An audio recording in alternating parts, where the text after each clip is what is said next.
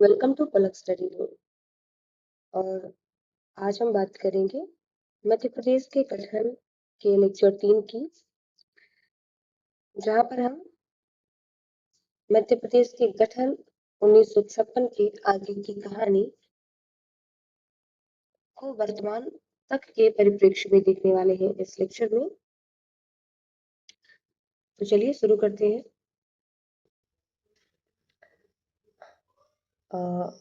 हम देखेंगे कि किस प्रकार से मुख्य परीक्षा और प्रारंभिक परीक्षा का जो सिलेबस है वो एक दूसरे को ओवरलैप करेगा, और इसमें हार्डली ऐसा कोई टॉपिक नहीं है जो हमें अलग से मुख्य परीक्षा के लिए पढ़ना पड़े।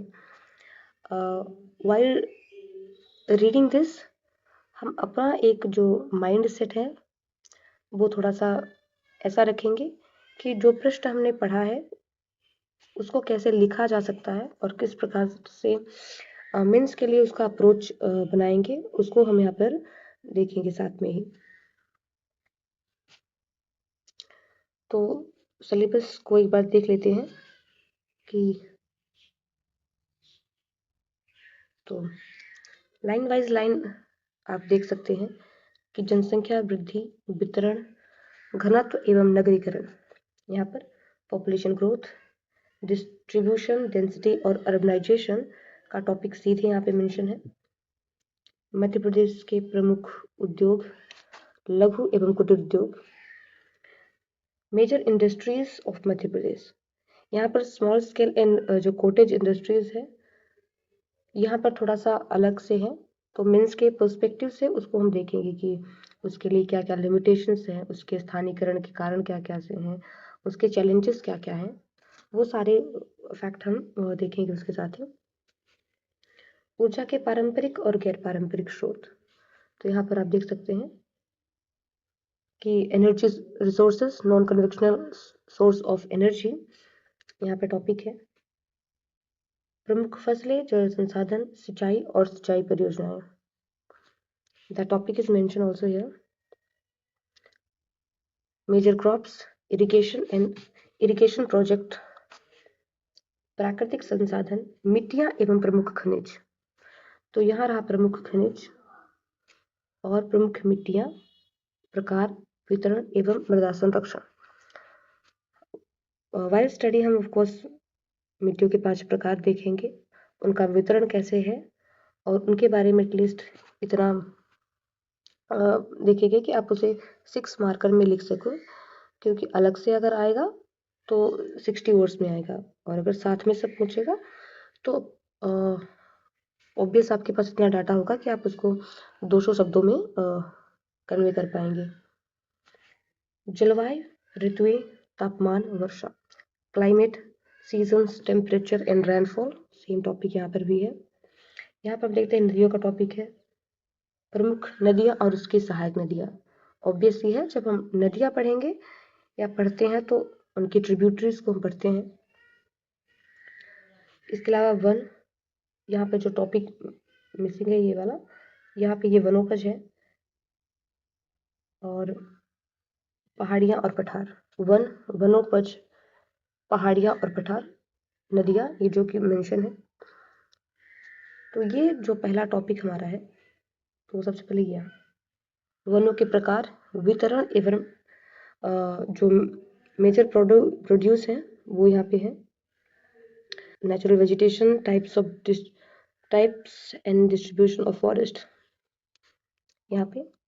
और जो हम पहाड़ और पहाड़ियाँ पठार पढ़ेंगे तो ऑब्वियस आपको पता है कि मालवा जो हम फिजिकल रीजन पढ़ते हैं उसमें 7 में से 5 तो पठार हैं, तो पठार वाला टॉपिक तो सीधे यहाँ पे कवर हो जाएगा।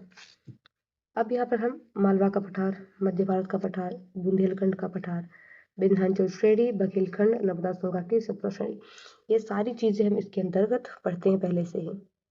इनको लिखने का जो थोड़ा तरीका है उसको हम समझेंगे कि हम अपने फैक्ट को किस तरीके से आंसर में उसे हम ढाल के लिखेंगे, that is only important point. So I hope, और नाउ फ्रॉम द लेक्चर हम हर क्लास में जैसे ही हमारा एक टॉपिक खत्म होगा तो हम सिलेबस में आपको बताएंगे कि हाँ ये टॉपिक हमने कवर कर लिया है। तो इस प्रकार से हम सिलेबस के अकॉर्डिंग ही चलेंगे।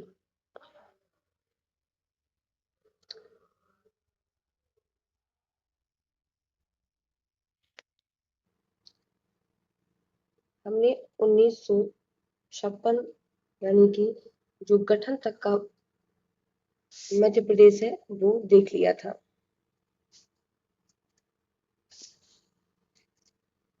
और आज के इस लेक्चर में हम देखेंगे 1956 से लेकर वर्तमान तक का जो मध्य प्रदेश है, वर्तमान तक के मध्य प्रदेश के बारे में इस लेक्चर में हम आगे पढ़ेंगे।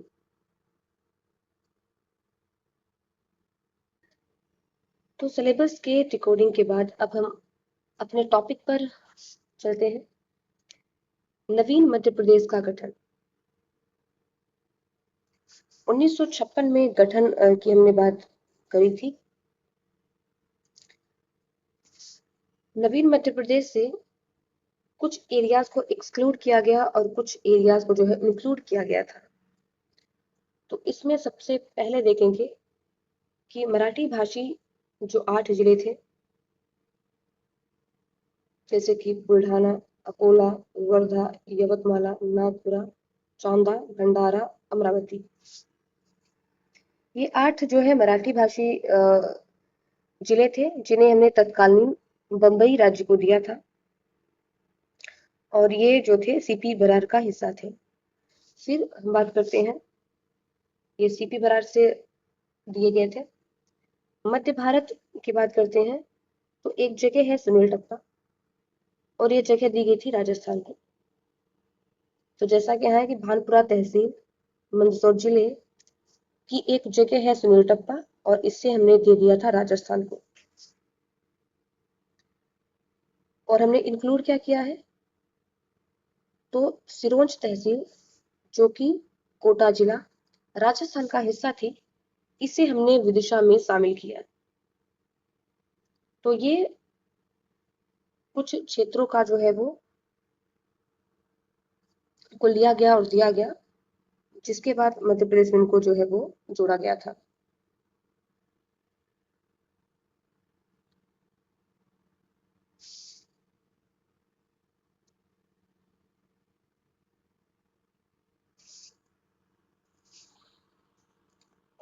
ये स्लाइड में हम देख सकते हैं, प्रथम मुख्यमंत्री, राज्यपाल, गठन हो गया 1956 की धारा 9 एक्ट 1956 का जो सेक्शन 9 है उसके तहत इसका गठन होता है और उस समय छत्तीसगढ़ उसका हिस्सा रहा। आगे बात करेंगे कि मध्य प्रदेश के गठन से विभाजन तक क्या क्या चीजें हुई हैं और किस प्रकार से जो है वो इंटरनल रीऑर्गेनाइजेशन मध्य प्रदेश में हुआ है। तो सबसे पहले तो नवीन जिलों का गठन किया गया। तो 26 जनवरी 1972 को 2 नवीन जिले अनाउंस किए गए थे, जिनमें से जिन्हें 2 अक्टूबर 1972 को विधिवत रूप से गठित किया गया था। जो नवीन जिले बने उनमें से एक है भोपाल, जिसे सीहोर से पृथक करके, और दूसरा है राजनांदगांव, जिसे दुर्ग से पृथक करके बनाया गया था, जैसे कि आप मैप में देख सकते हैं। 2 जिलों का गठन हो जाता है और अब जिलों की संख्या जो है वो 45 हो गई। एज वी नो कि जब फॉर्मेशन होता है मध्य प्रदेश का तो उस समय जिलों की संख्या 43 थी और अभी जो जिलों की संख्या है वो 45 हो जाती है। देखो 1956 में भोपाल केवल एक तहसील था, जो 1972 में जाकर जिला बनता है।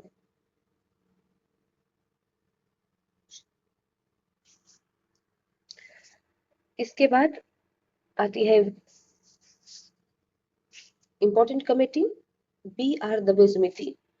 तो 1983 में एक डिस्ट्रिक्ट रीऑर्गेनाइजेशन कमीशन का गठन होता है, जिसने 10 जिले बनाने की रिकमेंडेशन की थी।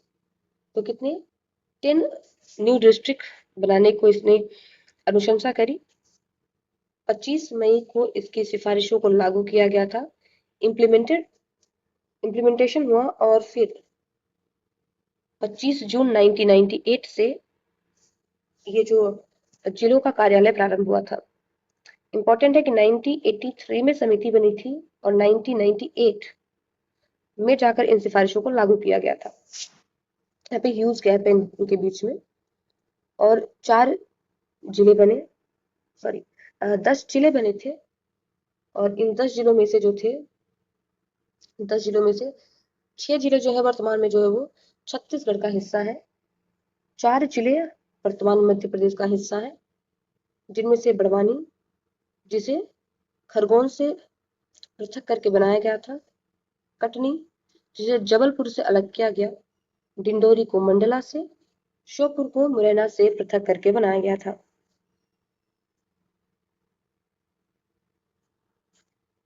इस समिति के सिफारिश से बने 6 जिले छत्तीसगढ़ का हिस्सा है। और अब 4 जिलों के बाद, सॉरी 10 जिले बनने के बाद जिलों की संख्या कितनी हो जाती है, तो 55 हो जाती है। यानी 1998 में हमारे पास टोटल 55 जिले हो गए हैं। इसके बाद आती है सिंहदेव समिति, जिसने 6 नवीन जिले हैं। हमने देखा कि 25 जून 25 जून को उनके कार्यालय प्रारंभ हुए थे, और जुलाई, ये जुलाई का टाइम है। और यहाँ पर पुनः इंटरनल रीऑर्गेनाइजेशन के लिए एक समिति बनाई गई, सिंहदेव समिति। इसने 6 जिले बनाने को की अनुशंसा करी थी। 6 जुलाई 1998 को, ऑलमोस्ट एक 10-12 दिन कह सकते हैं, उसके बाद 6 जिले बनाने की अनुशंसा की। इनमें में से जो 3 जिले हैं वो वर्तमान छत्तीसगढ़ का हिस्सा है। तो हमारे पास बचे हैं 3 जिले। उमरिया, इसे शहडोल से पृथक करके बनाया गया। हरदा, इस नर्मदापुरम से पृथक करके बनाया गया। नीमच को मंदसौर से पृथक करके बनाया गया। इस वक्त जो जिलों की संख्या टोटल है वो 68 हो जाती है। 61 जिले हैं वर्तमान में। और अब इसी के बाद जो है वो 1998 का टाइम है, और अब हो जाएगा मध्य प्रदेश का विभाजन।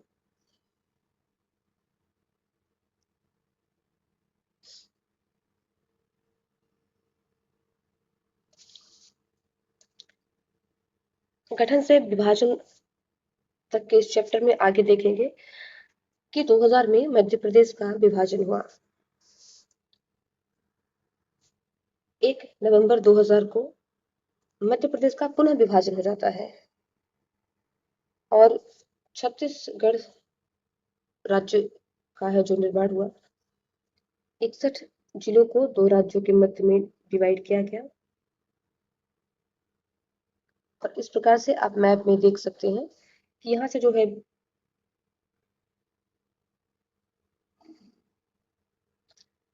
छत्तीसगढ़ जो है वो पृथक हो जाता है।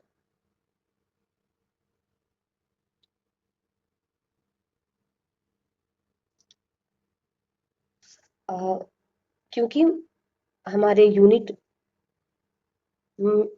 MPPSC mains paper second part B unit 4, ये मध्य प्रदेश का गठन और पुनर्गठन का जो टॉपिक है वो मेंस में भी दिया गया है।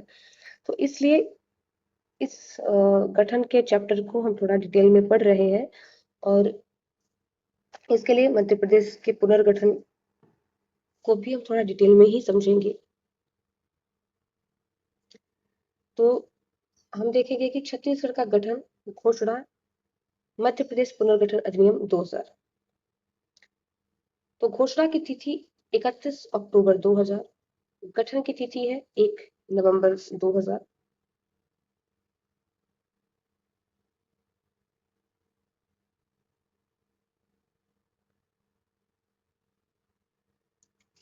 मध्य प्रदेश पुनर्गठन अधिनियम 2000।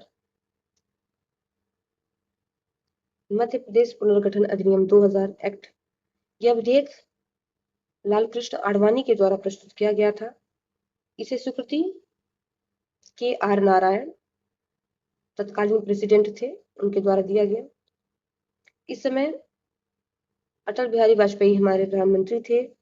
मध्य प्रदेश के राज्यपाल भाई महावीर, मध्य प्रदेश की सीएम दिग्विजय सिंह थे। विभाजन में दी गई संरचनाएं कौन कौन सी थी? तो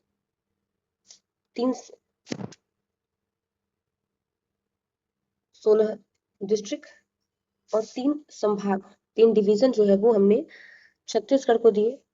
विधानसभा सीटें दी 90, लोकसभा की 11 सीटें दी, राज्यसभा की 5 सीटें हमने छत्तीसगढ़ को दी। छत्तीसगढ़ 26वां राज्य बना भारत का, और इसकी जो राजधानी थी वो रायपुर को बनाया गया।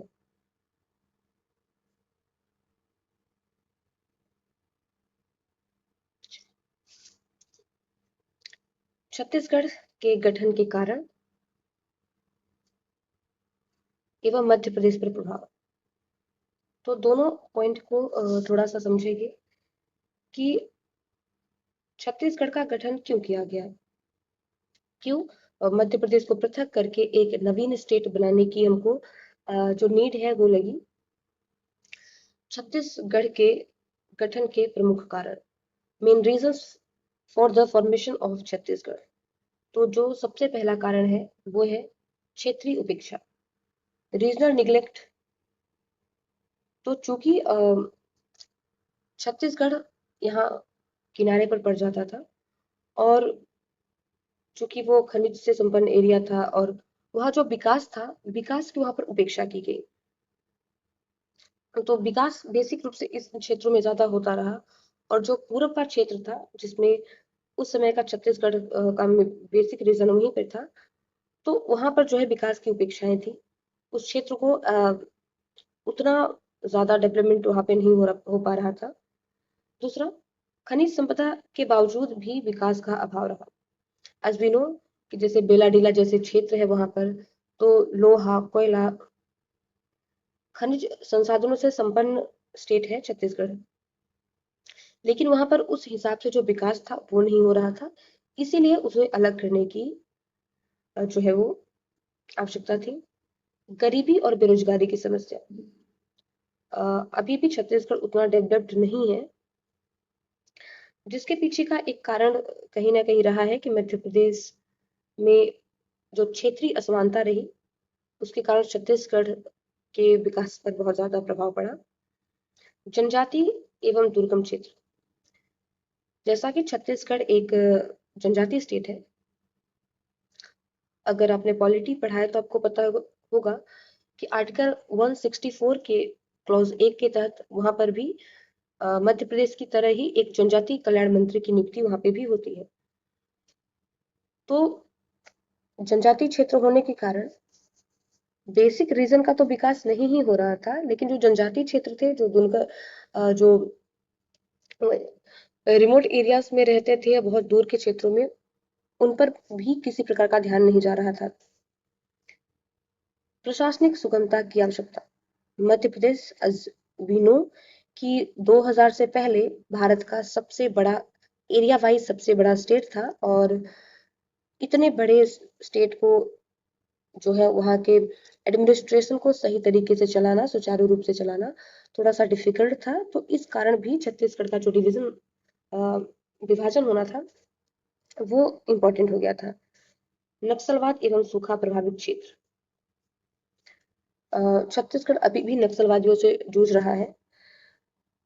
तो इसका जो बेसिक कारण यही था क्योंकि लोगों के पास चीजें, रोजगार नहीं थे, विकास नहीं था, बेसिक जो उनकी रोजी रोटी थी वो भी उन्हें मिल नहीं पा रही थी, और इन सब कारणों के कारण ही नक्सलवादी का जन्म हुआ और भुखमरी जैसी समस्याएं आई। तो ये एक बेसिक कारण रहा है। एक कॉमन सेंस के साथ भी आप इसका उत्तर मेंस में लिख सकते हैं कि इन कारणों के वजह से जो है वो छत्तीसगढ़ का डिवीजन हुआ था। अब बात करते हैं कि विभाजन तो हुआ, तो मध्य प्रदेश पर क्या सकारात्मक और क्या नकारात्मक प्रभाव इस पर पड़े। तो सबसे पहले मध्य प्रदेश पर सकारात्मक प्रभावों की चर्चा करेंगे।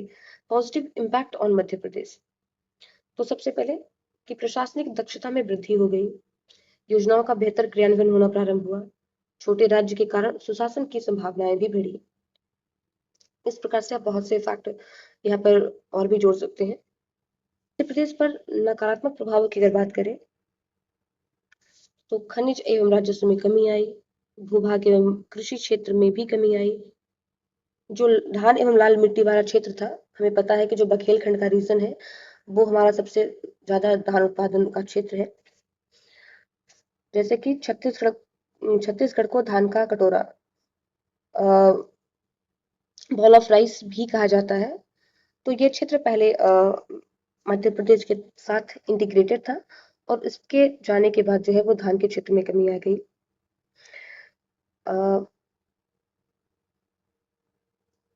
जब भी प्रभाव का क्वेश्चन मेंस में आएगा तो उसे टैकल करने का सिंपल वे यही है कि आप एक तो आपको मैप बनाना है, ऑफ कोर्स एक छोटा सा इंट्रो लिखना है कि विभाजन कब हुआ है, कुछ फैक्ट उसमें ऐड करने हैं। इसके बाद प्रभाव में आप 2 पॉइंट बनाकर कि सकारात्मक और नकारात्मक, क्योंकि उसमें ज्यादा स्पेस होता नहीं है 60 वर्ड्स में लिखने के लिए। तो एक इंट्रो, 2-3 पॉइंट में आप उसके इम्पैक्ट और एक जो है वो कंक्लूजन देंगे तो इतने में हो जाएगा। और ये बेसिकली मेंस के पर्सपेक्टिव से ही ये जो है वो बताया गया है।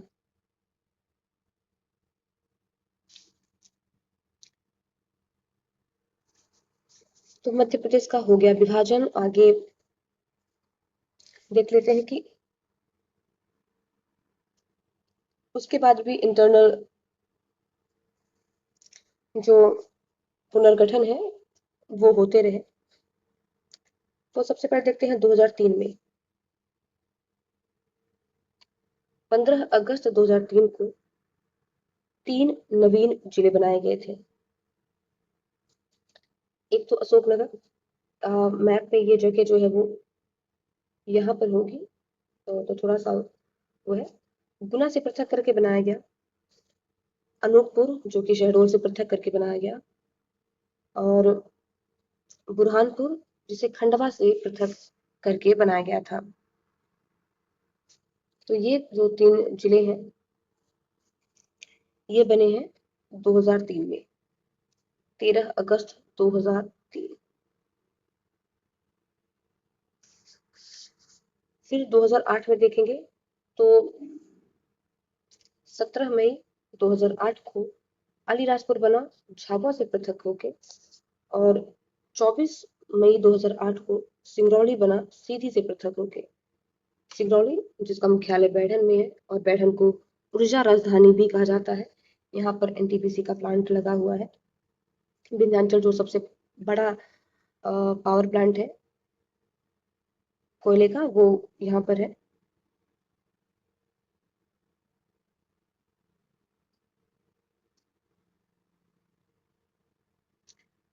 और फिर देख लेते हैं कि नवीन जिले कुछ। तो 16 अगस्त 2013 आगर मालवा जिसे शाजापुर से पृथक करके बनाया गया था। अगेन आप मैप को थोड़ा सा यहाँ पे इग्नोर कर सकते हैं, ये जो है वो यहाँ पे जिला आ जाएगा। और 1 अक्टूबर 2018 को निवाड़ी बना जो कि टीकमगढ़ से पृथक करके बनाया गया था। वहीं 13 अगस्त 2023 को मऊगंज बना था। हालांकि इसका जो कार्यालय है वो 15 अगस्त 2023 से प्रारंभ हुआ था। ये रीवा से पृथक होकर बना है। पांडुर्ना की बात करते हैं तो 5 अक्टूबर 2023 को अजविनो की 2 जिले बने। एक तो पांडुर्ना बना जो कि छिंदवाड़ा से, और एक मैहर बना जो कि सतना से पृथक होकर बना है। मैहर जहाँ पर माता शारदा का मंदिर है। अब हम अभी मैहर से ही होकर आए हैं, तो क्या it is actually very nice. वर्तमान में मध्य प्रदेश में कुल 55 जिले हैं, 10 संभाग हैं। तो ये ऑफ कोर्स एक छोटा सा पॉइंट है। देख लेते हैं, वर्तमान में मध्य प्रदेश डिवीजन हो गठन हुआ, पुनर्गठन हुआ, बहुत ज्यादा इंटरनल रिस्ट्रक्चर हुआ, और अब जो मध्य प्रदेश है उसके बारे में। तो ऑफकोर्स स्थापना 1 नवंबर 1956, छत्तीसगढ़ का विभाजन 1 नवंबर 2000, राजधानी भोपाल, जिले 55, संभाग 10, क्षेत्रफल 3,08,245। थोड़ा सा यहाँ पे करेक्ट करेंगे।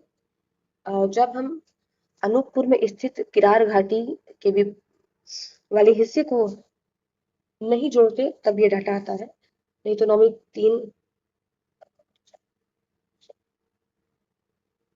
252 स्क्वायर किलोमीटर जो है वो इसका क्षेत्रफल हो जाएगा।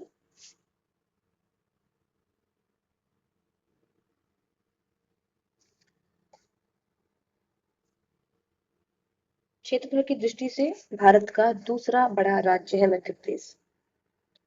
जनसंख्या के मामले में तो जनसंख्या की दृष्टि से देखो 2011 में जिस समय जनगणना हुई तो उस समय पॉपुलेशन वाइज जो एमपी था वो 6ठे नंबर पे आता था, और फिर जब 2014 में तेलंगाना बन गया तो फिर हम 5वें नंबर पर आने लगे।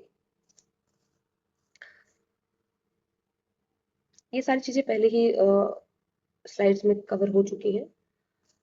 सबसे बड़ा जो वर्तमान में जो जिला है वो शिवपुरी, और सबसे छोटा जिला जो है वो निवाड़ी है। इम्पोर्टेंट है, ये 2011 की जनगणना के हिसाब से नहीं है। 2011 की जनगणना के हिसाब से अभी भी छिंदवाड़ा और दतिया जो है वो सबसे छोटे जिले और बड़े जिले में आएंगे। तो जब भी इस प्रश्न को टैकल करें तो याद रखना कि क्या 2011 मेंशन किया है। अगर 2011 को मेंशन करेगा तो फिर उसका जो आंसर है वो पुराना वाला ही होगा।